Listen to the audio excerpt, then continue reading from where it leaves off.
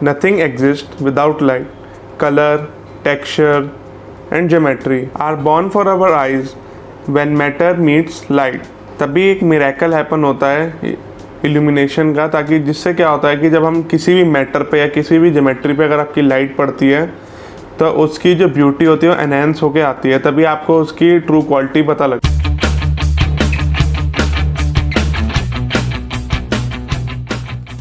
Hello guys, welcome back again to your channel vision architect. मैं architect Kapoor आज फिर एक नए टॉपिक के साथ आया हूँ। आज हम लोग डिस्कस करेंगे लाइटिंग के ऊपर कि कैसे आप अपने एक रूम को एनहेंस कर सकते हैं डिफरेंट टाइप ऑफ लाइटिंग्स के साथ, और लाइटिंग्स का क्या मेजर रोल होता है आपकी सीलिंग से लेके आपके पूरे टेबल लैंप तक, उसका क्या रोल होता है या किस टाइप की आपको लाइट लगानी चाहिए, कितनी उसमें लेयरिंग डिपेंड करती है आपकी लाइटिंग के ऊपर। आज हम उन सब बातों के ऊपर डिस्कस करेंगे।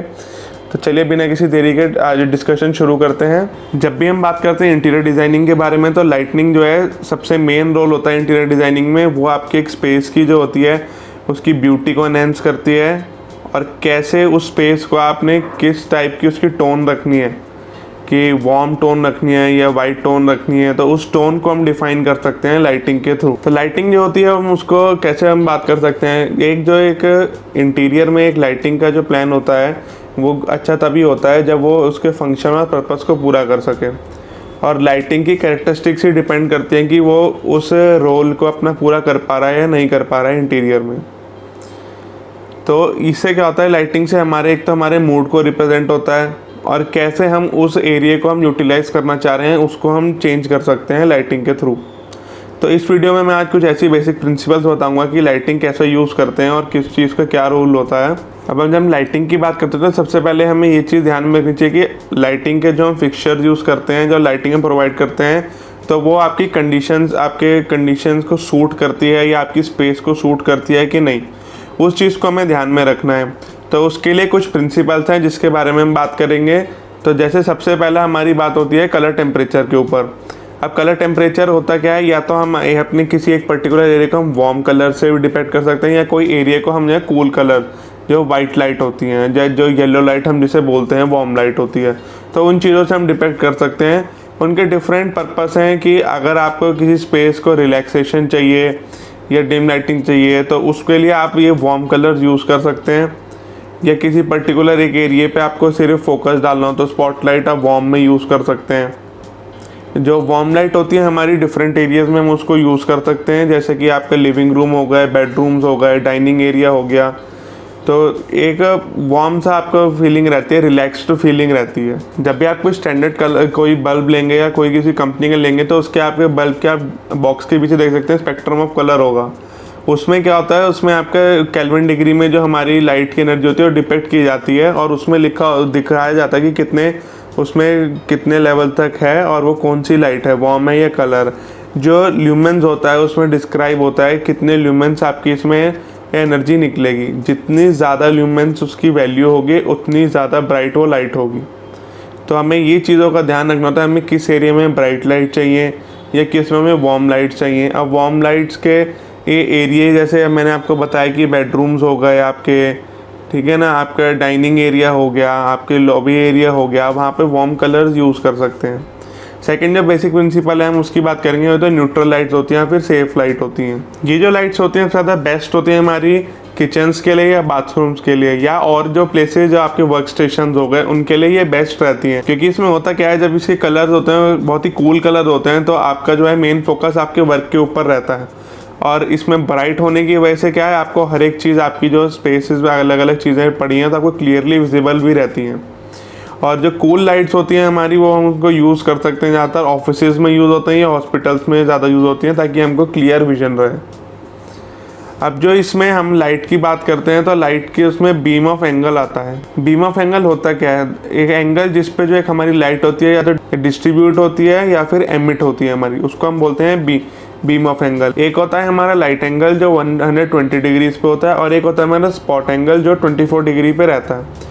स्पॉट एंगल जो हमारी स्पॉट लाइट्स होती हैं या ट्रैक लाइट्स होती हैं उसको हम डिपेक्ट करते हैं कि इनका काम क्या होता है। अगर आप किसी पर्टिकुलर आपने कोई फर्नीचर है या कोई आपकी आर्ट वर्क है, अगर आपने उस पर फोकस डालना है तो आप उस पर स्पॉट लाइट लगाइए। तो क्या है, सीधा एक तो आपकी उसमें ब्यूटी एनहेंस होगी रूम में, और सीधा ही आपके उस प्रोडक्ट पे आपको फोकस होगा।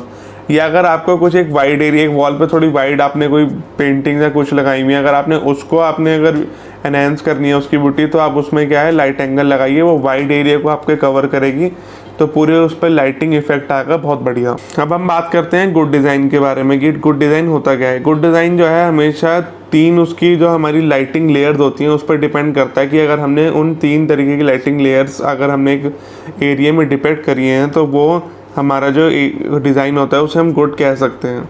अब वो लेयर्स कौन कौन सी होती हैं हम उसके बारे में बात करते हैं। अब सबसे पहली जो हमारी लेयर आती है वो होती है एम्बियंट लेयर, एम्बियंट लाइट जिसे हम कहेंगे। जिससे क्या होता क्या है, एम्बियंट लाइट क्या होती है, सबसे बेसिक लेयर होती है आपकी लाइटिंग की, जिसको हम यूज़ करते हैं ताकि आप एक स्पेस में आप जो आपकी स्पेस होगी उसमें आप मूव कर सकें, ताकि आपको विजिबिलिटी आ सके रूम में कि कौन सी फर्नीचर या कौन सी चीज़ आपकी कहाँ पे पड़ी हुई है, ताकि आप पूरी स्पेस में इजीली मूव कर सकें।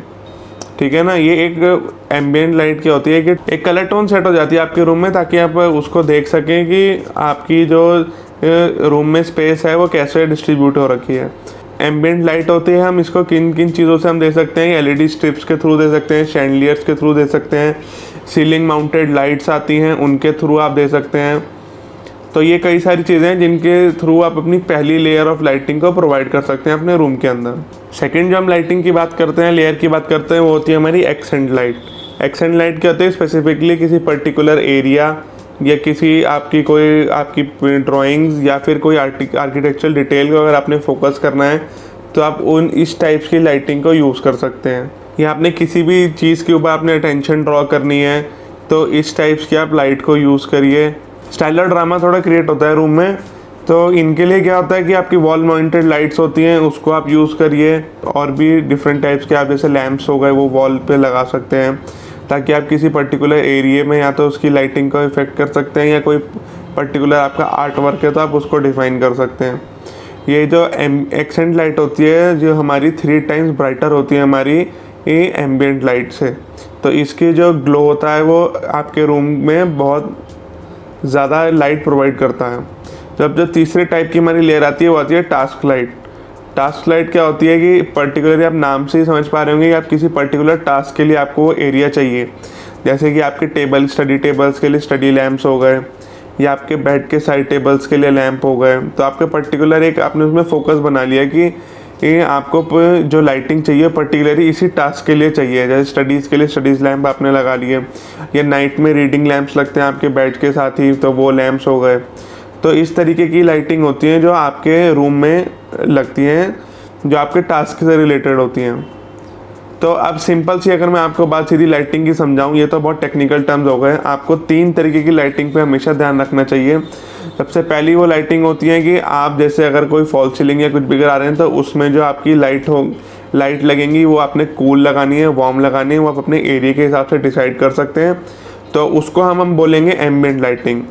और अब दूसरी तरीके की जो हम लेयर अब अपने रूम में डालनी है वो हमें डालनी है एक्सेंट लाइट्स। एक्सेंट लाइट्स होते हैं अगर आपने किसी पॉइंट या किसी एरिया को आपने फोकस करना है, या आपने किसी एरिया में आपको बहुत ब्राइट लाइट्स चाहिए, तो आप उस टाइप की जो वॉल माउंटेड लाइट्स होती हैं आप यूज़ कर सकते हैं, या फिर ट्रैक लाइट्स होती हैं वो यूज़ कर सकते हैं। और तीसरे हमें जो बात ध्यान रखनी है कि टास्क लाइट्स, किसी आपने पर्टिकुलर टेबल के लिए या किसी एक छोटे एरिया के लिए अगर आपको लाइट प्रोवाइड करनी है, तो आपको टास्क लाइट्स का यूज़ करना है।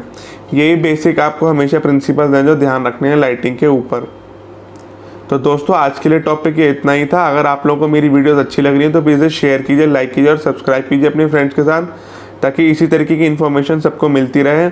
और मैं बहुत ही बेसिक लैंग्वेज में सिखाता हूँ। अगर मैं टिपिकल लैंग्वेज में सिखाऊंगा तो फिर हर एक व्यूअर्स को जो है समझना मुश्किल हो जाएगा, क्योंकि अगर मैं सारी टेक्निकल टर्म्स लेके अगर बात करने लगूंगा तो फिर वो नॉर्मल पीपल्स के लिए वीडियो रहेगी नहीं, ये फिर वही हो जाएगा टेक्निकल फील्ड रिलेटेड हो जाएगी। पर मैं चाहता हूँ कि मेरी वीडियो से जो है आप सब लोगों का, जितने लोग देख रहे हैं उन सबका बेनिफिट होता रहे। तो दोस्तों ऐसे ही बने रहिएगा। तब तक के लिए आर्किटेक्ट कपूर आपसे इजाज़त चाहते हैं। Thank you.